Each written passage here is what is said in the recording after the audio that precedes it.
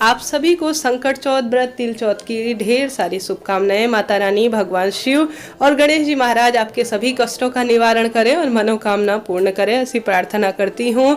तिल चौथ व्रत 10 जनवरी के दिन हो रहा है। आप सभी भी अपने संतान की लंबी उम्र, सुख समृद्धि के लिए यह व्रत करें। तो सबसे पहले इस वीडियो में जान लेते हैं चंद्रमा को अर्घ्य देने की विधि क्या होगी, सामग्री की क्या आवश्यकता पड़ेगी। इससे पहले मैंने वीडियो आप सभी को दिया है जिसमें हम सभी ने जाना कि जो पूजा होती है वह किस तरह से करें। तो सामग्री जो है वह विशेषतम होती है। जैसे मैंने पहले ही पूजा में आप सभी को बताया था, जो हमने कलश रखा है ना, वही आप सभी को तिल चौथ व्रत में शाम को चंद्रदेव को अर्घ्य देना होगा। चंद्रदेव को अर्घ्य देने का विशेष महत्व है।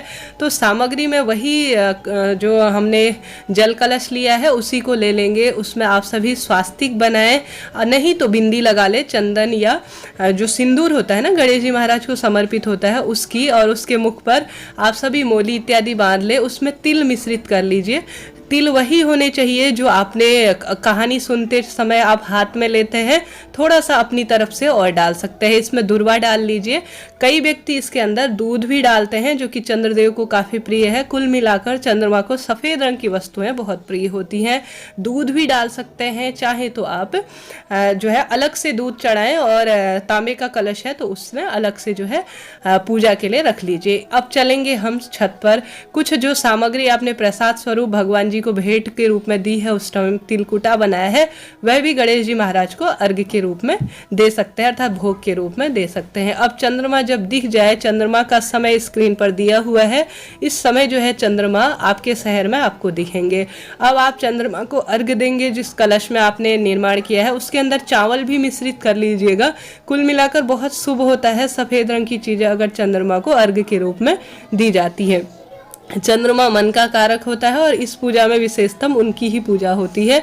जब चंद्रमा दर्शन दे तब सबसे पहले ओम चंद्रदेवाय नमो नमः कहते हुए आप चंद्रदेव को अर्घ्य दें, और चंद्र देवता की 3 परिक्रमा की जाती हैं, तो वहीं पर आप 3 परिक्रमा कर लें। इसके बाद दीपक प्रज्वलित कर लीजिए। एक सातिया बनाकर यहाँ पर दीपक प्रज्वलित कर लीजिए, और पुष्प इत्यादि जो आप भेंट स्वरूप देना चाहते हैं पुष्प चढ़ा दीजिए।